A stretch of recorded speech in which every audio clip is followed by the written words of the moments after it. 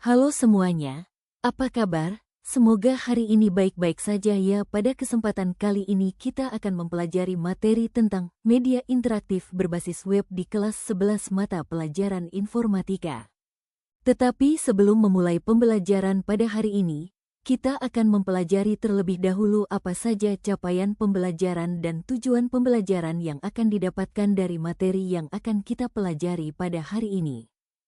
Yang pertama ada yang namanya capaian pembelajaran, di mana pada akhir fase F, peserta didik mampu menganalisis beberapa strategi algoritmik secara kritis untuk menghasilkan banyak alternatif solusi dari satu persoalan dengan memberikan justifikasi efisiensi, kelebihan, dan keterbatasan dari setiap alternatif solusi, kemudian memilih dan menerapkan solusi terbaik, paling efisien, dan optimal dengan merancang struktur data yang lebih kompleks dan abstrak.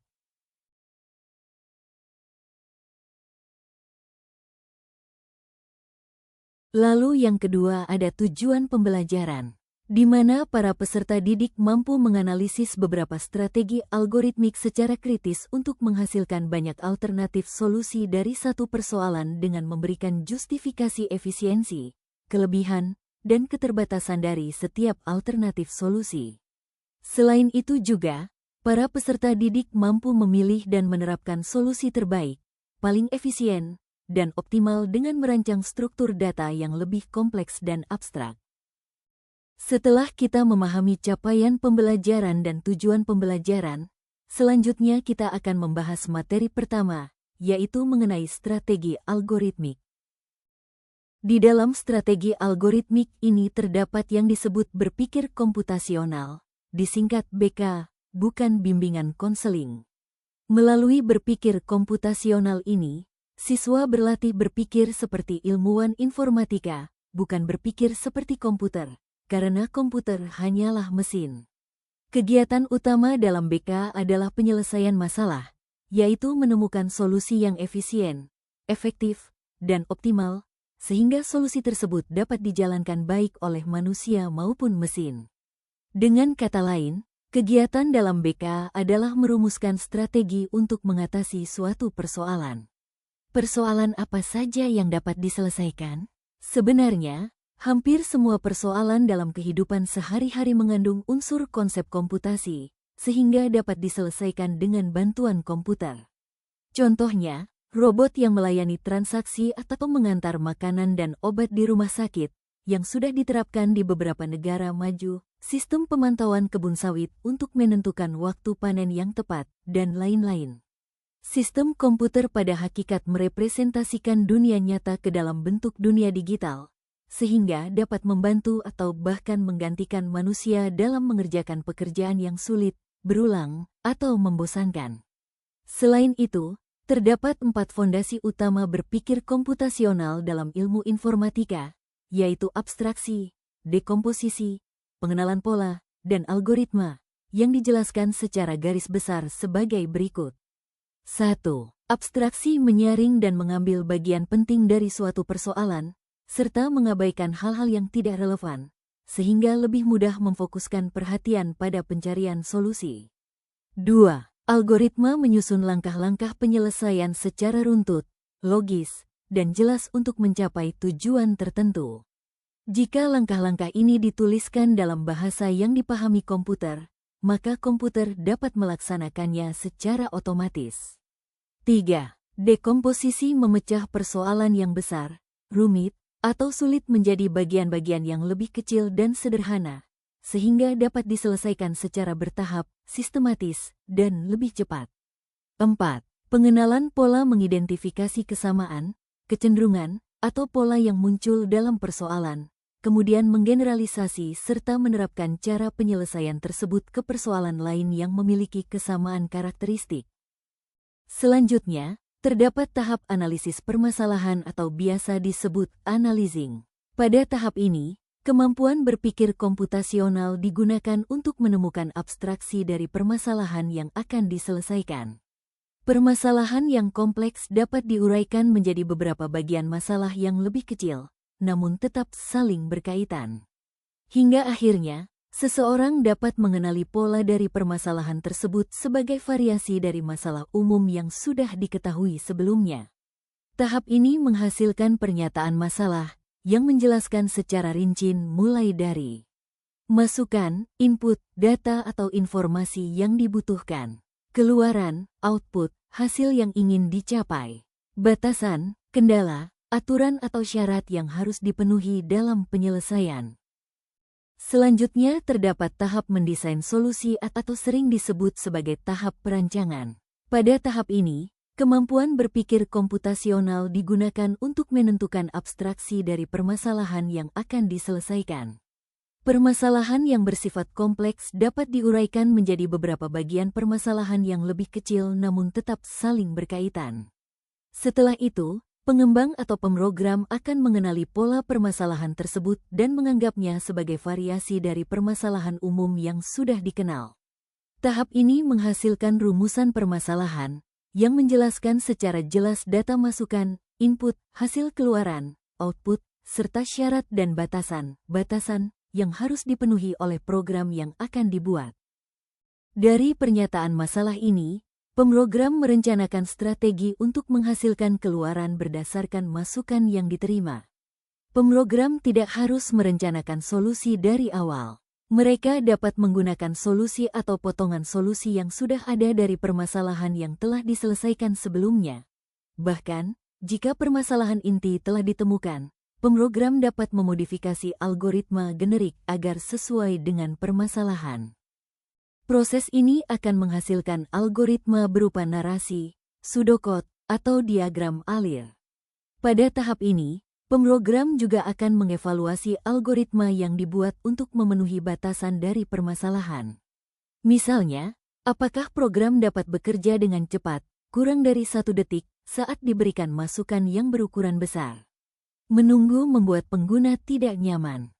Selanjutnya adalah mengimplementasikan solusi dalam bentuk program, atau lebih dikenal dengan istilah pemrograman, coding.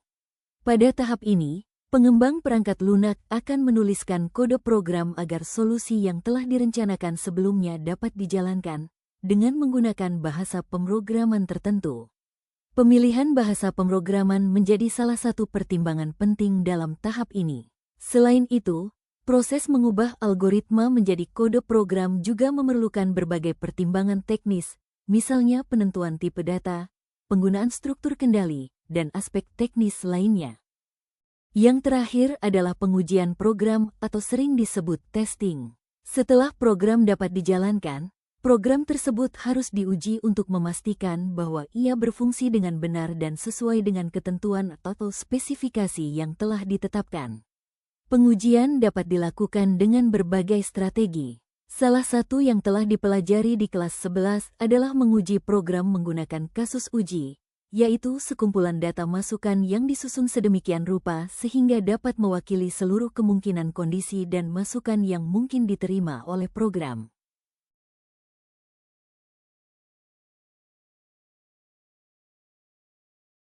Keempat tahap penyusunan program ini biasanya tidak dikerjakan hanya 1 kali, melainkan diulang berkali-kali hingga hasilnya sesuai kebutuhan, sehingga membentuk sebuah siklus pembuatan program. Seperti terlihat pada gambar 3.2, siklus ini dimulai dengan menganalisis permasalahan, kemudian mendesain solusi, mengimplementasikannya menjadi kode program, lalu menguji program tersebut. Jika masih ada kekurangan, kita kembali ke tahap sebelumnya untuk memperbaikinya, dan jika sudah berjalan baik, program siap digunakan hingga proses selesai.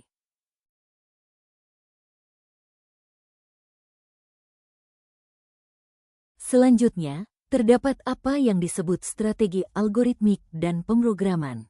Membuat algoritma tidak terlepas dari berpikir komputasional. Berpikir komputasional merupakan kerangka dan proses berpikir yang mencakup pemahaman perangkat keras, perangkat lunak, serta kemampuan menalar terhadap suatu sistem dan persoalan.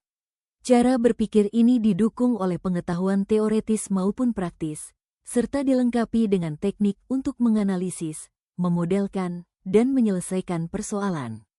Berikut akan dibahas beberapa konsep dan strategi berpikir komputasional yang umum digunakan dalam penyelesaian persoalan. Yang pertama adalah rekursi, yaitu proses memecah suatu masalah menjadi bagian-bagian yang lebih sederhana sehingga lebih mudah diselesaikan. Sebagai contoh, ketika menghitung nilai faktorial, kita perlu menyelesaikan nilai faktorial yang lebih kecil terlebih dahulu. Misalnya, untuk menghitung 10 faktorial, kita harus menyelesaikan 1 faktorial, 2 faktorial, hingga 9 faktorial terlebih dahulu. Pada bagian ini kamu akan mempelajari tentang konsep rekursi dan beberapa contoh permasalahan yang dapat diselesaikan dengan menggunakan konsep tersebut. Salah satunya adalah barisan Fibonacci. Suatu masalah dapat didekomposisi menjadi permasalahan yang serupa, tetapi ukurannya lebih kecil. Saat kita diminta untuk memindahkan satu kardus buku yang sangat berat dan tidak dapat kita angkat. Yang kedua adalah algoritma greedy, yaitu salah satu teknik penyelesaian masalah yang biasa digunakan untuk menyelesaikan permasalahan optimasi. Permasalahan optimasi berarti kita ingin menghitung sebuah hasil yang terbaik dari sebuah proses tertentu. Terbaik yang dimaksud dapat berarti nilai yang paling kecil ataupun paling besar, tergantung dari jenis permasalahannya. Dalam menyelesaikan permasalahan optimasi seperti ini, algoritma greedy akan menerapkan prinsip mengambil serangkaian langkah terbaik pada setiap saat. Yang terakhir adalah pemrograman dinamis, yaitu saat menyelesaikan sebuah permasalahan optimasi, mencari nilai terbesar, terkecil. Terkadang kita harus memperhitungkan beberapa kemungkinan pengambilan langkah untuk menyelesaikan permasalahan tersebut. Kemungkinan-kemungkinan tersebut mungkin memiliki akibat, konsekuensi terhadap langkah-langkah selanjutnya sehingga pendekatan seperti teknik greedy mungkin tidak akan menghasilkan jawaban yang optimal. Dalam hal ini, teknik pemrograman dinamis atau dynamic programming, DP, mungkin akan lebih sesuai diterapkan.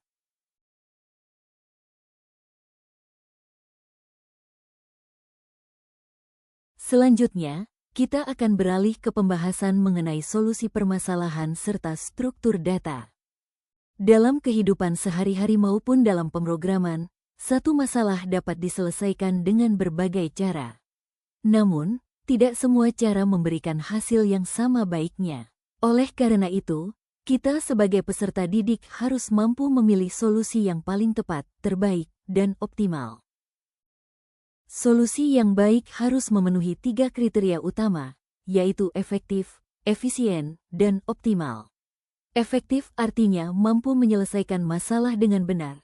Efisien berarti menggunakan waktu dan sumber daya seminimal mungkin, sedangkan optimal adalah solusi yang memberikan kinerja terbaik dibandingkan dengan pilihan lain yang tersedia. Jadi, apa itu struktur data? Singkatnya, ini cara kita menyusun, menyimpan, dan mengatur data supaya bisa dipakai dengan lebih efektif. Dengan adanya struktur data, komputer jadi lebih gampang menyimpan, mengambil, mengubah, menghapus, maupun mencari data yang dibutuhkan. Mungkin sekarang kamu bertanya-tanya, kenapa contoh dan soal yang kita bahas selama ini bisa dikerjakan sendiri secara manual atau pakai kalkulator saja? Nah, itulah yang akan kita bahas lebih lanjut, dimulai dari jenis struktur data yang pertama, yaitu larik atau array. Jawabannya adalah soal-soal tersebut disusun agar kamu bisa memahami konsep algoritma dan pemrograman dengan baik. Pada kenyataannya, program dibuat untuk mengolah data dalam jumlah sangat besar yang akan memakan waktu lama jika dikerjakan secara manual. Contohnya saat menghitung rata-rata, nilai tertinggi, atau simpangan baku data seluruh penduduk Indonesia. Meski cara perhitungannya sederhana, jumlah datanya yang sangat banyak akan membuat pekerjaan itu menjadi sangat lama jika dikerjakan manusia. Selain data berupa angka, masukan pada program juga bisa berupa karakter atau rangkaian karakter seperti kata. Contohnya saat mengetik kata kunci di mesin pencari atau memasukkan kata sandi saat masuk ke akun. Oleh karena itu, program dilengkapi kemampuan untuk membaca, menyimpan, mengolah, dan menampilkan rangkaian karakter tersebut, yang dalam pemrograman disebut sebagai string. Dalam pemrograman, string didefinisikan sebagai rangkaian karakter. Sementara itu, karakter adalah data berupa huruf, angka, maupun simbol yang mengikuti standar tertentu, seperti ASCII atau Unicode. Karakter pada umumnya diwakili oleh tipe data char. Sementara itu, ada berbagai cara penerapan string dalam pemrograman. Khususnya pada bahasa C, string diwujudkan sebagai larik karakter yang diakhiri dengan tanda khusus 0, sehingga kita bisa membuat dan mengolahnya sama seperti mengelola larik biasa. Bahasa pemrograman lain seperti C++ dan Java memiliki tipe data string tersendiri yang menyederhanakan cara pengelolaannya. Karena cara kerjanya berbeda dengan data angka, disediakan pula fungsi khusus untuk mengolahnya, misalnya mengubah huruf besar kecil, menggabungkan teks, mencari bagian tertentu, dan kebutuhan lainnya. Sebagai kesimpulan, dalam bab ini kita telah mempelajari betapa pentingnya memahami alur proses pemrograman. Kita mengetahui bahwa langkah menyusun program, strategi algoritmik, dan pemrograman selalu berkaitan dengan cara berpikir komputasional. Selain itu, kita juga mempelajari materi rekursi, algoritma serakah, pemrograman dinamis, serta desain struktur data untuk memecah masalah menjadi bagian yang lebih sederhana dan mudah dikelola. Kemampuan memilih dan menerapkan solusi yang paling baik, efisien, dan optimal itu sangat penting dalam ilmu informatika. Untuk bisa melakukannya, kita harus paham berbagai jenis struktur data dan bisa menentukan mana yang paling cocok dengan permasalahan yang dihadapi. Dengan begitu, kita bisa menyusun strategi algoritma yang tepat dan mendapatkan solusi terbaik untuk menyelesaikan masalah.